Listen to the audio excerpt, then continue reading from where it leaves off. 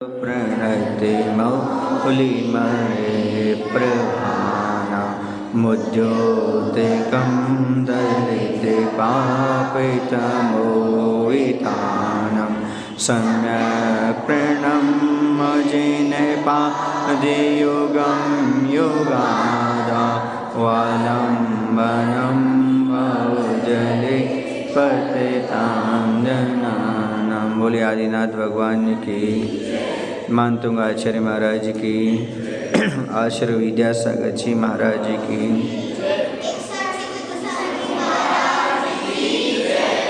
काव्य नंबर 23। त्वामामनन्ति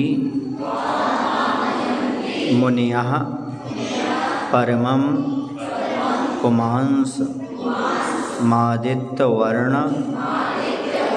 ममलं तमसः पुरस्तात्। पुरस नहीं, पुरस्तात्। रा में छुटाव नहीं लगाना, पुरस्तात्। त्वामेव सम्यगुपलभ्य जयन्ति मृत्युं नान्यः शिवः शिवपदस्य मुनीन्द्रपन्थाः। त्वामामनन्ति मुनयः परमं पुमांस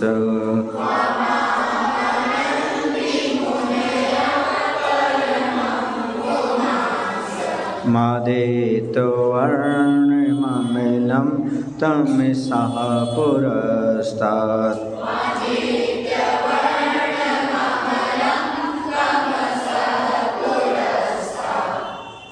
त्वामेव सम्यगुपलभ्य जयन्ति मृत्युं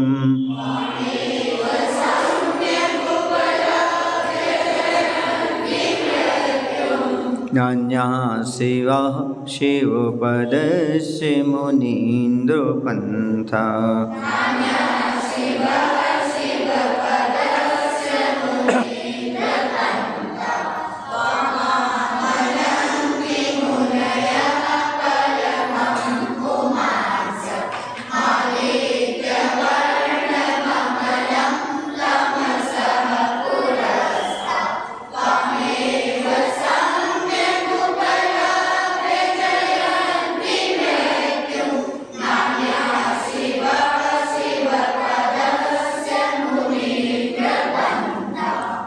मुनि इंद्र, हे मुनियों के इंद्र।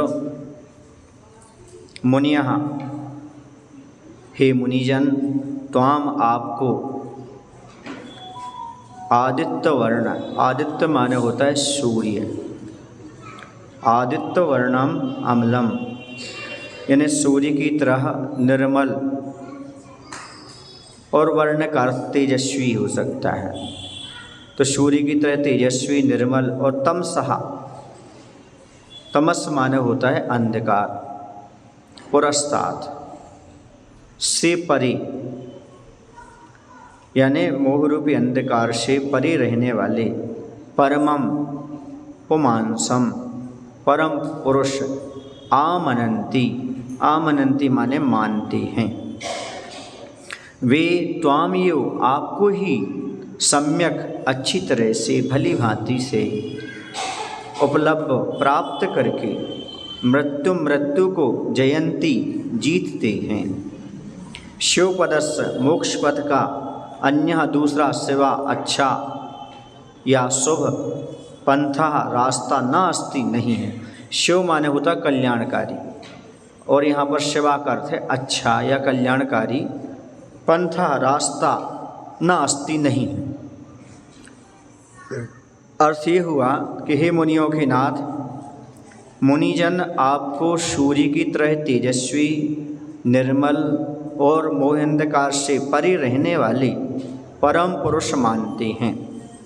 वे आपको ही अच्छी तरह से प्राप्त कर मृत्यु को जीतते हैं। इसके सिवाय मोक्ष पद का दूसरा अच्छा रास्ता नहीं है। यहाँ पर कह रहे हैं कि मोक्ष मार्ग का सच्चा रास्ता क्या है। और मृत्यु को जीतने का उपाय क्या है। तो मोक्ष मार्ग पर बढ़ेंगे तभी तो मृत्यु को जीत पाएंगे। तो यहाँ पर कहा जा रहा है कि हे भगवान, जो मुनिजन हैं वही आपको सूर्य की तरह तेजस्वी, निर्मल और मोह अंधकार से परे रहने वाले परम पुरुष मानते हैं। वे आपको अच्छी तरह से प्राप्त कर लेते हैं और आपको प्राप्त करना ही समझो मृत्यु को जीत लेना है। भगवान मिल गए समझो अब तो बेड़ा पार हो गई। जैसे नाव मिल जाती है ना तब तो हम नदी पार हो जाएंगे, वैसे ही जिसके हृदय में भगवान विराजमान हो जाते हैं वह मृत्युंजयी हो जाता है, संसार से पार उतर जाता है और उसका मोक्ष पद यही है। अर्थात भगवान जिसको प्राप्त हो गए समझो उसको मोक्ष मार्ग भी उपलब्ध हो जाता है और कोई दूसरा रास्ता नहीं है मोक्ष मार्ग पाने का। ऐसा क्यों कहा? भगवान मोक्ष मार्ग का रास्ता कैसे हो गए? क्योंकि सच्चे देव शास्त्र गुरु पर श्रद्धा रखेंगे तभी सम्यक दर्शन होगा और सम्यक दर्शन के साथ ही ज्ञान और उसके बाद चारित्र्य मिलेगा तो मोक्ष मार्ग का रास्ता हो गया। देव शास्त्र गुरु पर तुम भी शुरू कर दो रखना आस्था, तुम्हारा भी खुल जाएगा मोक्ष का रास्ता। तो ये मोक्ष का रास्ता श्रेष्ठ पथ ऐसे हो गया कि भगवान मिल गए, उन पर हमारी श्रद्धा जम गई तो समझो हमारा मोक्ष का रास्ता खुल रहा है, सम्यसन प्राप्त हो रहा है, वही तो रास्ता है। भगवान को श्रद्धा के साथ हृदय में बिठा लेने वाला व्यक्ति समझ लेना कि उसे रास्ता मिल गया। अब और कोई दूसरा न रास्ता संसार में न था, न है और न होगा। बस हमारे हृदय में देव शास्त्र के प्रति आस्था बनी रहे, समझो फिर रास्ता तो खुल जाएगा। बस बीच में नाश्ता नहीं मांगना, आपका रास्ता खुल गया। क्योंकि नाश्ता अपने आप में कह रहा है ना आस्था। यदि आपकी भगवान पर आस्था है तो नाश्ता क्यों? जहाँ आस्था नहीं है वहीं पर नाश्ता मांगा जाता है, भगवान से कुछ मांगा नहीं जाता है। क्यों? क्योंकि भगवान पर आप रखोगे आस्था, मोक्ष मार्ग का, मोक्ष का खुल जाएगा रास्ता, गली गली तुम्हें मिलेगा नाश्ता और भगवान से जुड़ जाएगा तुम्हारा वास्ता। इसलिए नाश्ता नहीं मांगना, बीच में रास्ता रखो, यही सबसे बड़ा रास्ता है। भगवान को अपने हृदय में रखो, मिल गया तो सब कुछ हो गया। इसलिए भगवान के माध्यम से हम मृत्युंजयी हो जाते हैं, भगवान के माध्यम से श्रेयस पथ हमें प्राप्त हो जाता है। इसलिए सही रास्ते कौन है? भगवान। एक पुस्तक लिखी जिसका नाम रखा अनुभूत रास्ता, अभी यहाँ पर उपलब्ध नहीं है। हाँ, मतलब जो सब प्रकार के रास्ते संसार में हैं, लेकिन उस रास्ते पर चलना चाहिए जो अनुभूत रास्ता है। अनुभूत मतलब जिन्हें भगवान ने अनुभूत किया है, जिन्हें आचार्य ने अनुभूत किया है, वो बता रहे हैं कि रास्ता सही है, उन्हीं के बताए रास्ते पर चलना चाहिए। जो एक कदम भी रास्ते पर नहीं चला है वो क्या रास्ता बताएगा? इसलिए उनकी बात कभी नहीं मानना चाहिए। इसलिए दुनिया में ना जाने कितने रास्ते हैं और ना जाने दुनिया में कितने रिश्ते हैं। इसे संसारी प्राणी भूल गया है सही रास्ता कौन सा है, सही रिश्ता कौन सा है। जिस रास्ते पर भगवान है या भगवान और भक्त का सही रिश्ता है और जिस रास्ते पर भगवान है वही सही रास्ता है, उसी का नाम अनुभूत रास्ता है।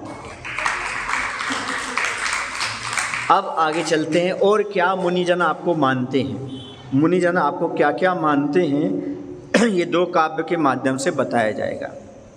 त्वामभयं विभुमचिंत मशंखमाद्यं ब्रह्मान् मीश्वर मनंत मनंगकेतुं योगीश्वरं विदित योग मनेकमेकं ज्ञानस्वरूप मंगलम प्रवदन्ति सन्तः त्वमभयं विभुमचिन्तमशंखमाद्यं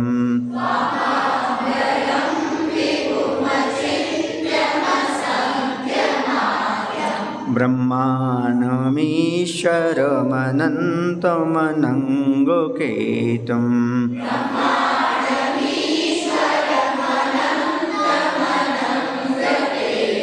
योगीश्वरं विदितयोगमनेकमेकम्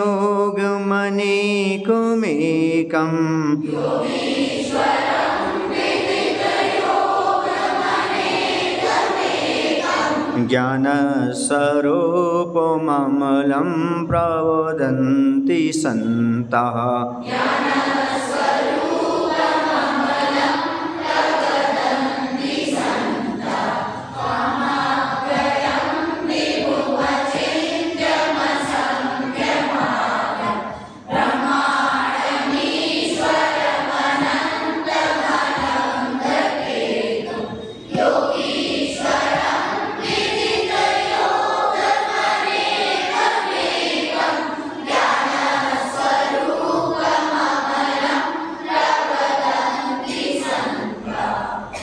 संतः सज्जन पुरुष मुनिजन त्वाम आपको अव्ययम अविनाशी विभुम विभु अचिंत्यम अचिंत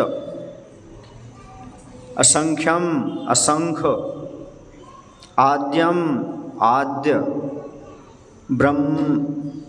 ब्राह्मण यानी ब्रह्मा ईश्वरम ईश्वर अनंतम अनंत अनंग केतुम अनंग केतु योगीश्वरम योगीश्वर विदित योगम विदित योग अनेकम अनेक एकम एक ज्ञान स्वरूप और अमलम अमल प्रवदंती प्रवदंती माने कहते हैं।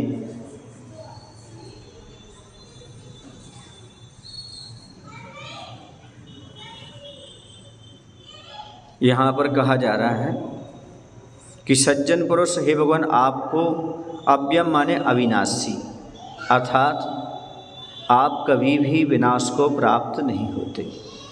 आपका ज्ञान आपकी पर्याय ऐसी हो चुकी है सिद्ध अवस्था जो कभी नाश को प्राप्त होने वाली नहीं है। विभुम आप विभु हो। विभु का अर्थ होता है प्रभुत्वशाली, जिनका प्रभुत्व होता है प्रभाव होता है। अचिंत्यम जो सामान्य लोगों के चिंतन का विषय नहीं बनते। अचिंत असंख्यम असंख्य हैं आप। कैसे हैं? असंख्य हैं। आद्यम आद्यम माने आदि, क्योंकि आदिनाथ भगवान की स्तुति की जा रही है तो सबसे प्रथम तीर्थंकर कौन है? आदिनाथ भगवान। ब्रह्मानम ब्रह्मा है, क्योंकि युग के आदि में आप ही ने कृषि 80 मसी आदि का उपदेश दिया। ईश्वरम आप ही ईश्वर हैं। अनंतम आप अनंत हैं। भगवान को अनंत कहा है, आकाश को अनंत कहा है और इंसान की इच्छाओं को ही अनंत कहा है। तो भगवान अनंतम अनंत हैं। अनंग केतुम अनंग केतु माने होता है कामदेव। क्या कहलाता है? कामदेव। केतु माने एक वर्ष ध्वजा भी होता है। कैसा होता है? हाँ, अर्थात आप काम विजेता कह सकते हैं। क्या कह सकते हैं? भगवान काम पर विजय प्राप्त करने वाले हैं। योगीश्वरम योगियों के भी आप ईश्वर हैं, मुनियों के भी ईश्वर हैं। विदित योगम आप सब प्रकार के योगों को जानने वाले हैं। अनेकम अनेक रूप हैं। कैसे? पर्याय की दृष्टि से अनेक रूप हैं। ये मुख्य बात। भगवान अनेक रूप किस रूप से हैं और एक रूप किस रूप से हैं? तो भगवान पर्याय की दृष्टि से अनेक रूप है और द्रव्य की दृष्टि से एक रूप है। ज्ञान स्वरूप हैं और अमलम किसी प्रकार का मल नहीं है। ना द्रव्य मल है, ना भाव मल है और ना नौकर्म रूप है। यानी द्रव्य, भाव और नौकर्म तीनों प्रकार के कर्म से रहित हैं। ऐसे प्रवदंती ऐसे कहते। कौन कहते हैं? मुनिजन सज्जन लोग आपको कहते हैं। ऐसे भगवान के विभिन्न नामों से उच्चारण करते हैं। बोलो ऐसे भगवान की। आचार्य विद्यासागर जी महाराज जी की।